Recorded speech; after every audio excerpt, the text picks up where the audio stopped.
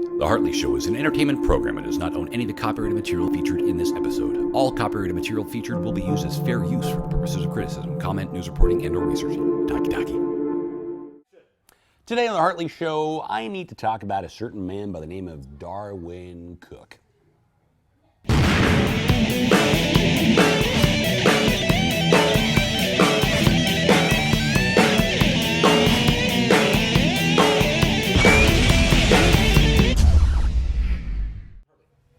Now, Darwyn Cooke, the man passed away just a few days ago, really, as of this taping. It was quite shocking as far as the comics press was concerned. Most of us had just learned he was in palliative care for his treatments of cancer, and then he passed away at 1:30 in the morning.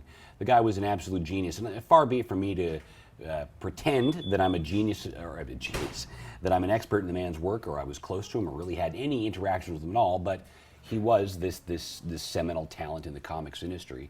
And I think what we're seeing a lot of right now is a lot of outpouring of grief over his death, obviously, but on top of that, the significance of the role he served in the comic industry. Now, were you very familiar with Cooke's? Not really. I mean, I was aware of New Frontier. Right. I've been out of reading comics for a number of years, so I obviously was familiar with a few things, but I don't know that I really read much of it. Well, I think New Frontier was the touch point for most people with Darwyn Cooke's career.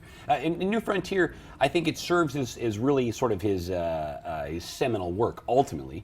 You could argue that Parker would be as well. And yes, Parker was based off of the book series that What's-His-Face did a horrible attempt of turning into a film with J-Lo. It was an abomination. But the Parker comic book series he put out, absolute brilliant seminal works. Love that stuff. It's amazing what he did with it. One of the things I love the most about it was it's almost black and white. There's barely any colors in it. Okay. I think it's a two-tone book. I think it's like a grayish tone. So then, did he just do like pops of colors for emphasis for certain things, kind of like the girl in the red coat in Schindler's List? I think he did it. He may have done Red for Blood. I'm not entirely sure. It's been a little while since I've read it. But getting back to DC, the New Frontier, I recently read something that he'd expressed his disappointment with the current comic book industry for being too dark. Too much murder and rape and horrible things shown. My first thought was, having just started to reread DC The New Frontier, was that, wasn't he doing a lot of it himself? The series starts off with Our Man dying and Wonder Woman releasing a bunch of women in Korea, giving them weapons to murder their abductors that were using them as slaves for horrible reasons. It's pretty dark. But then it dawned on me that even though he was doing that stuff, later on in the series, it turns out Our Man's alive. He was actually just talking about things that were going on in the world of that time. And it really struck me that there's a scene where Gunner from The Losers is killed. He's killed by basically a Tyrannosaurus Rex backhands him with his tail. And you see that he's murdered, but the part of his body that would have been gory is hidden in the panel by Sarge, sort of his partner. They were sort of a duo in The Losers. Right. And so it struck me that he was actually a man of his convictions, that he was talking about things that happen in the real world, but sort of in a Hitchcockian way. Right. He wasn't emphasizing the gore and the horror of it all, but he was addressing horrible things in an appropriate manner while being tasteful about it. Right. You look at the style of New Frontier, and it harkens very much back to the Golden Age and the dawn of the Silver Age of comics, and especially in the Golden Age, rather. They addressed those sort of things too. What was going on in the world? You had, not only in DC but in Marvel as well. You had superheroes fighting in World War II. Marvel didn't exist in the Golden Age as Marvel. No, that's fair. That's fair. They were timely comics. Right, but you had things like Marvel, who are now Marvel characters, participating in World War II.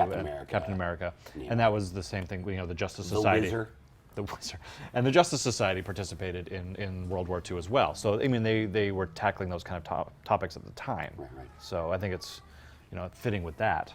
They were tackling them, but they were tackling them with major kid gloves on. I mean, there wasn't really any discussion of the horrors of war. No. Well, and I think part of that is, you look at back then, people, going off to war, going to be a soldier, it was almost glorified in a sense. People didn't want the people back home to know how terrible and awful war was, right? People trusted their governments. Absolutely.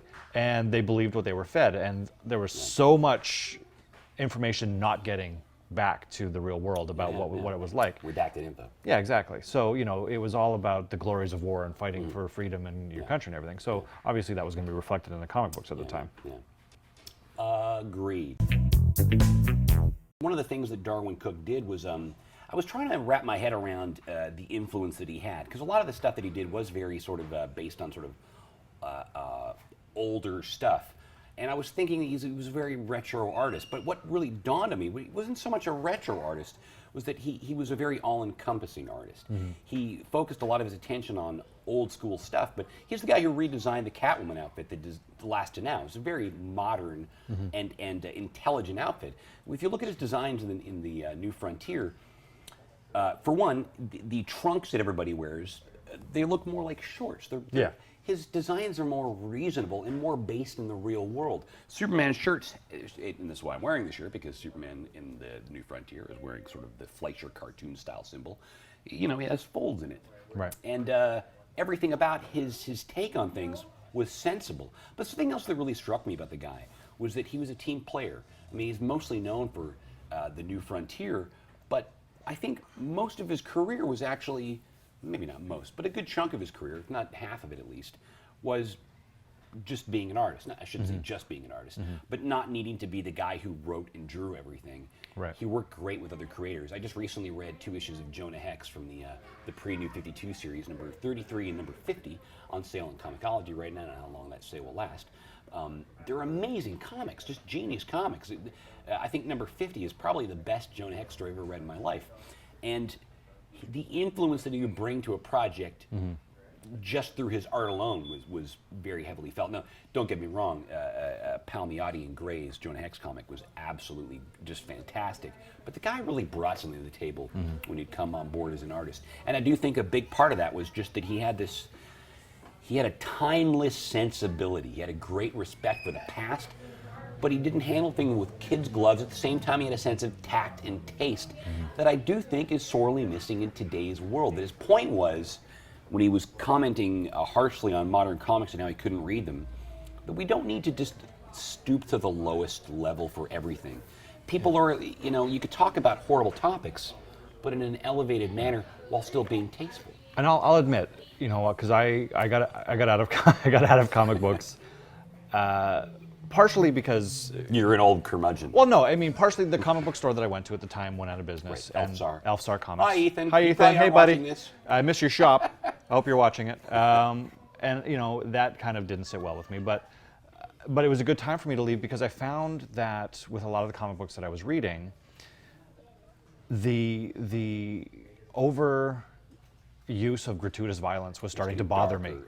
And you know, when you have a character like Superman who is flying in fists first and beating the hell out of somebody without even trying to see what this thing wants, right? Why it's there, what's going on. That was really starting to bother me. There was too much violence right out of the gate. Right. And you know, so I can definitely sympathize with his thoughts that, you know, it was going too far. Right. Now, a question that I have as someone who's not overly familiar with his work, the style of art that he used for New Frontier, was that kind of his typical art style, or was it more stylized that he did for New Frontier? That was one of the neatest things about the guy, because his art style changed by the project. He had a great range, and you could see that throughout the body of his work. I guess I'll just wrap things up by talking about Darwyn Cooke, and that he was a man who stuck by his convictions. And I think that in the world we live in, it's hard to do that. It's being an adult, a huge part of being an adult is about compromise. And he seemed to be the kind of guy that could do that. You know, Dan DiDio wrote this great a tribute to him where he talked about how he was a man who would incite conflict, but in a sort of graceful way.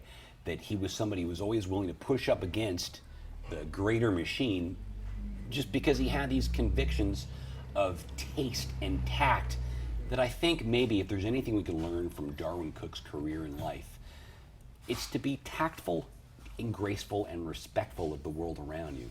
We don't always need to succumb to the lowest common denominator. It doesn't always have to be about gore and horrible things. You know, I'll wrap it up just by saying this. one of the greatest criticisms of modern comics was the rape of Sue Digby and Identity Crisis. Right. It seemed to a lot of people like something that was over the top. I think they could have accomplished that very same story while having something horrible happen to Sue Digby that we didn't need to talk about. You didn't need to see Dr. Light actually leaning up behind her. We didn't need to know she was sexually abused.